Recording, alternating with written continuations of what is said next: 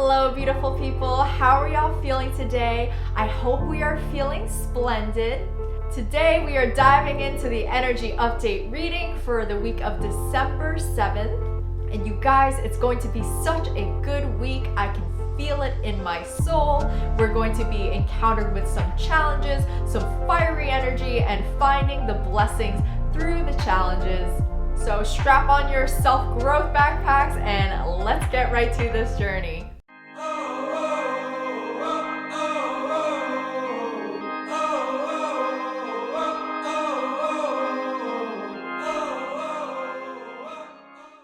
So we've got some fiery energy that is surrounding the astrological transits for this week. We have the sun in Sagittarius. We are in the midst of Sagittarius season. Shout out to all my Sages out there.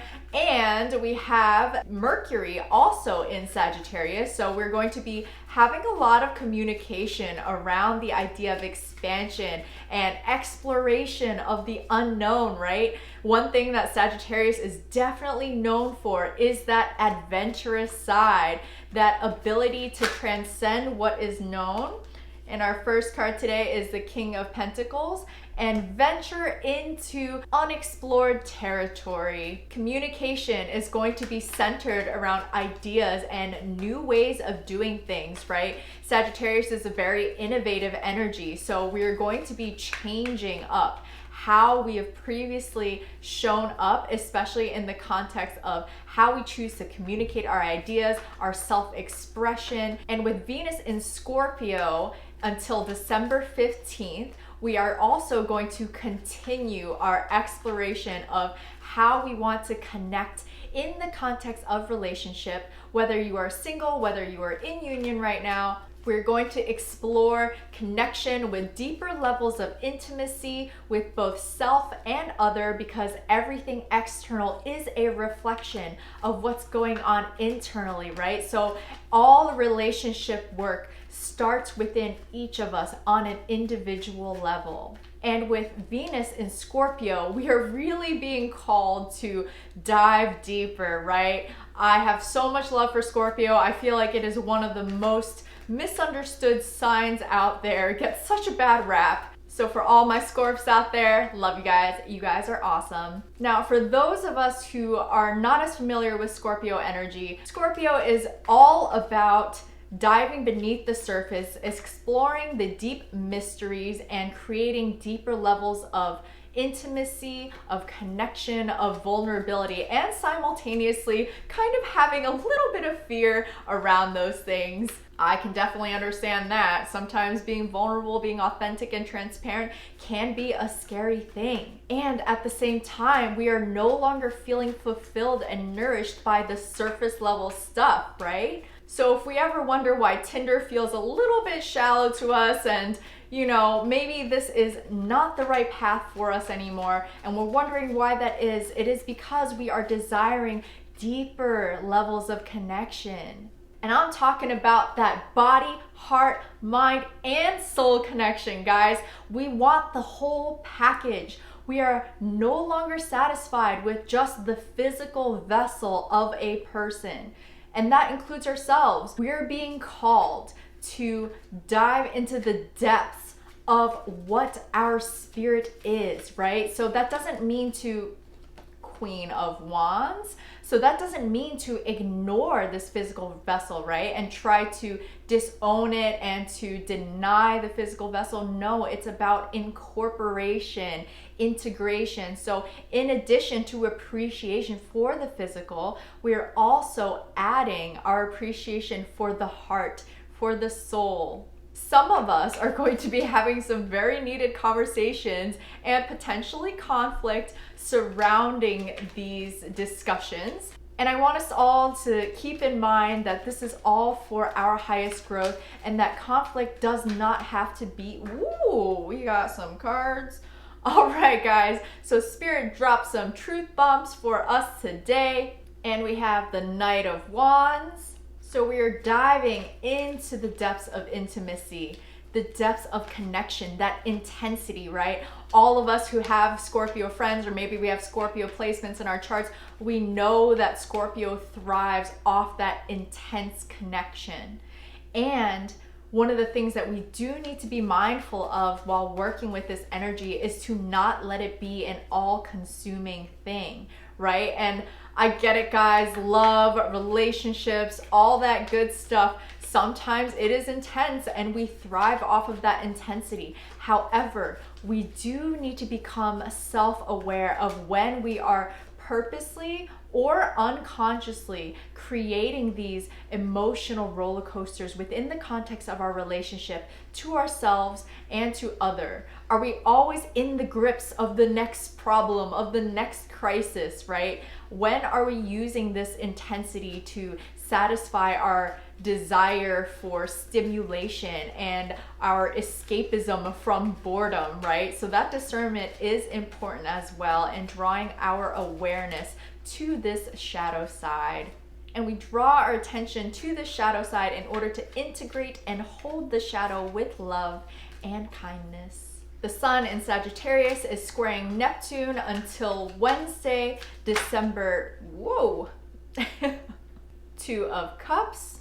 Sun in Sag is squaring Neptune in Pisces until Wednesday, December 9th. With this aspecting, we are being challenged to take a look at our creative endeavors, right? That dreamy, imaginative side of ourselves that is so beautifully illustrated by Neptune in Pisces. We are being invited to evaluate any conflict we might have internally. I'm feeling strongly that this is internally for us, surrounding our creativity, our creative ventures, right? And a lot of stuff is coming up for us in how we are blocking ourselves creatively, where we feel like we are not allowed to do something, or why we are unworthy of this, or why we shouldn't or can't do these things, right? And these all stem from our roots, right? Our childhood homes. So really taking some time to focus on that and evaluate that, hold space for that inner child of yours. The sun is also trining Mars in Aries until Friday, December 11th. This is a very supportive aspect astrologically, and with Sagittarius and Aries both being fire signs, we do have to be on the lookout for impulsivity and rash decision making. Fellow fire signs, I'm looking at you, love you guys, but we do tend to get a little hot-headed, and that's okay. That's why people love us. Well, they either love us or they don't, right? So let's be mindful of this fiery energy. And for those of us who are not as accustomed to navigating this fiery energy, take some time to really ground yourself and, you know, draw awareness to any feelings of agitation or restlessness that might be arising during this time, and really take time to acknowledge where those emotions are coming from. With this aspect, we are being called to take action in the direction of our expansion, in the direction of our exploration for self-discovery, for growth, for mastery of the unknown. And the final card we have today is the Sun. Love it! All right, guys, let's dive right into this reading. We are starting off grounded and rooted with the King of Pentacles. So this king right here is all about creating wealth in the material world. So whether this looks like abundance in finances, abundance in your business prospects, in your career, abundance in your home life, in your health, right? The Suit of Pentacles is tied to the element of earth, so we are very concerned here with the worldly aspects, right? Our material lives, our material form. The King of Pentacles is in his power. He knows what it is that he wants to create, and that the abundance is everywhere. So we are really moving away from this scarcity mindset and into the realization that we can have everything that we desire, right? We can create these things for ourselves. The only ones who are keeping ourselves small and in that state of lack and scarcity is ourselves. So the King of Pentacles is also calling me to bring up the transit of Uranus moving through Taurus right now. And Uranus is kind of like the rebel of the planets, right? He likes to shake things up and like get things moving and initiate change, revolution. And Taurus is a fixed sign, right? Concerned with the home and the feeling body, sensuality, all that beautiful earth mother energy, right? So here we are being invited to shake up our beliefs about what it is that we can create with that energy, right? With this earth energy in the realm of the material world. Where do our mindsets not line up with the future that we are creating and actively manifesting every second of every day? And the next card we've got is the Queen of Wands. Talk about a fiery lady right here, guys. So the Queen of Wands is very much in her power. In all her fiery wonder, she seizes opportunity. She isn't afraid to put in the work, to do the action, to get done what needs to get done. And at the same time, she has the awareness, right, to kind of pull that doingness back and become rooted and tempered in her firepower. Everything that we're created is not created by doing alone. It is created by taking rest, taking time to reflect, to evaluate, and to recalibrate our own energy.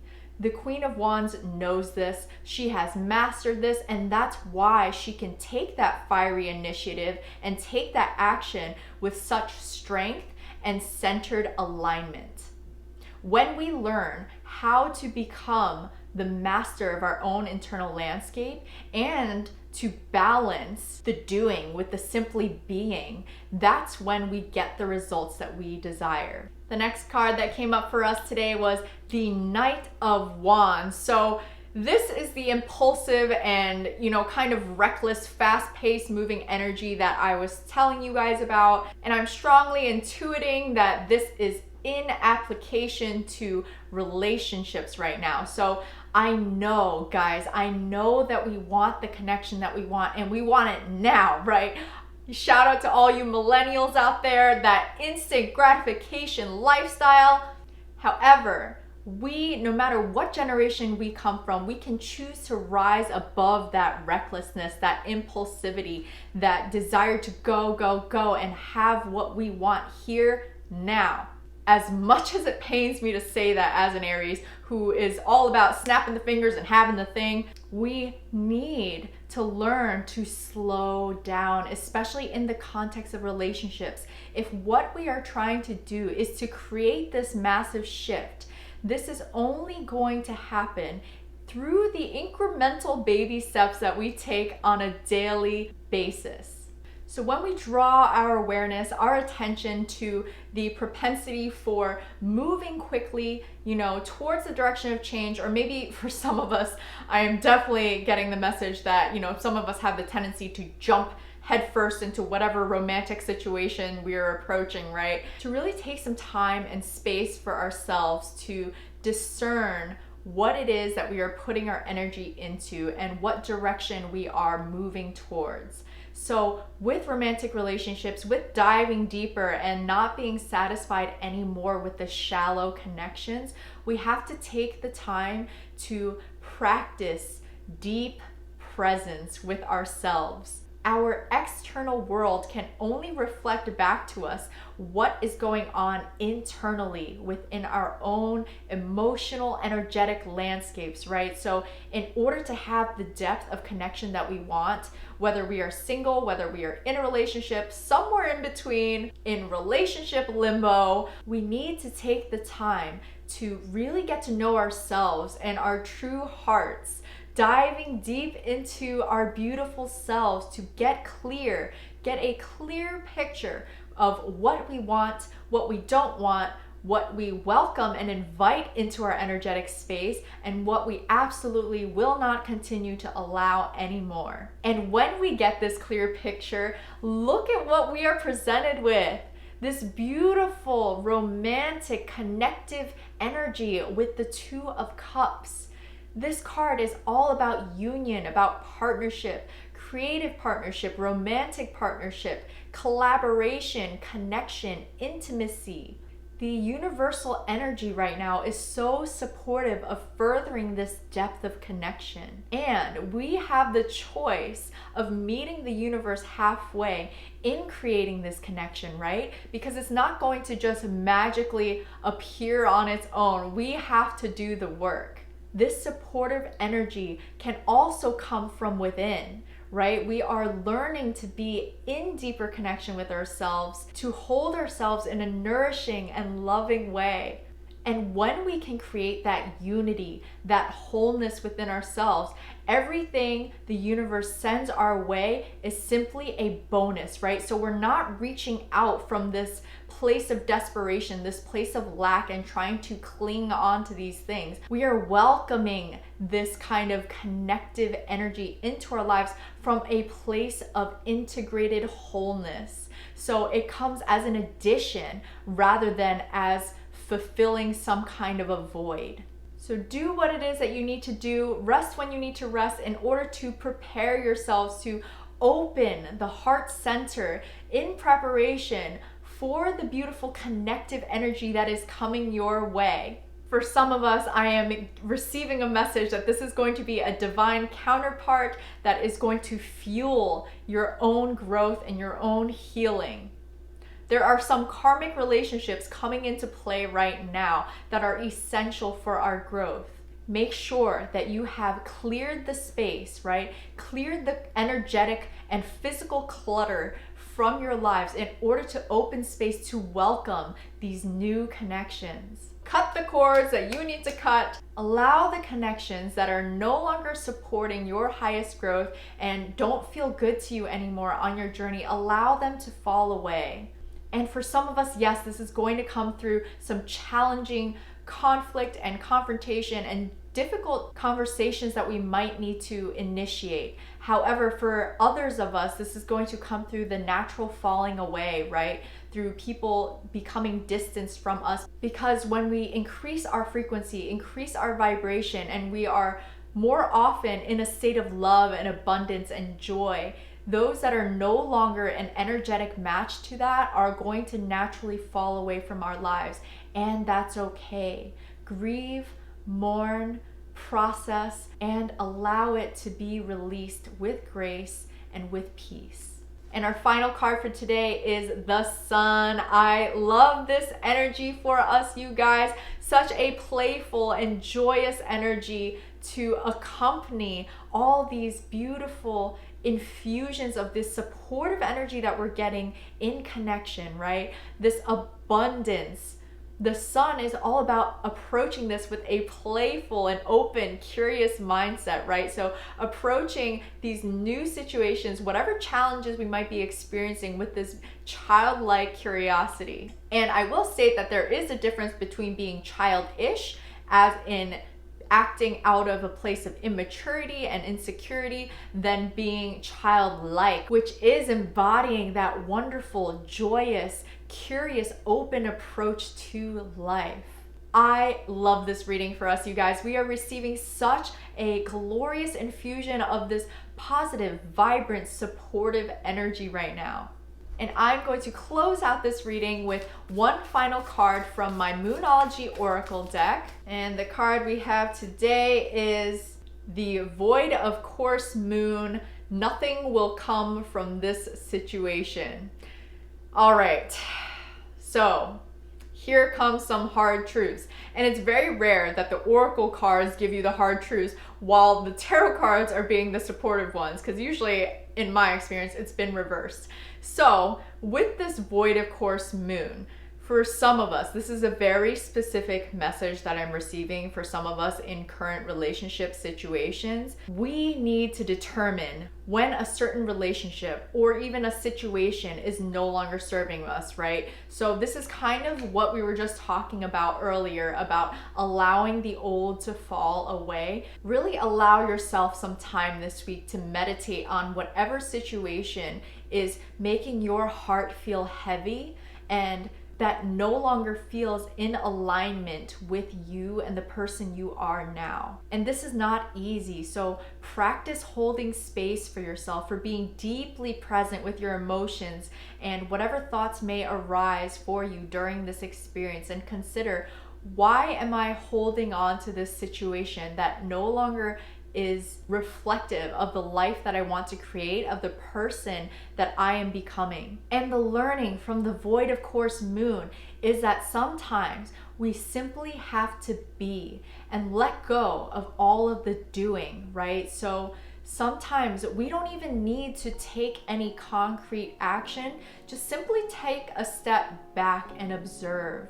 Observe your current situation, your current relationship. Maybe this is a job placement, maybe this is something with business or creativity. And for a lot of us, I am strongly getting the message that this is relationship centered. So taking a step back, pull yourself back a little bit, just gain a little space and observe how this situation or this person makes you feel, right? Really tune into those emotions and be deeply present with that. Show yourself the same intimacy and connection that you would desire from a partner or from any kind of situation that you may be involved in. And once we have taken that time to be still, to find that place of stillness, and to really discern whether or not something is bearing fruit, or if we're just pouring all our time and energy into something that is not serving us anymore, that isn't going to be what we want it to be, then we have to make the challenging decision, right? Of choosing to allow that to leave our lives, of choosing to no longer invest our time, our energy, our resources into this situation. And I know that this can feel so challenging in the moment. But when we quiet the mind, we quiet the ego chatter that's going on, right?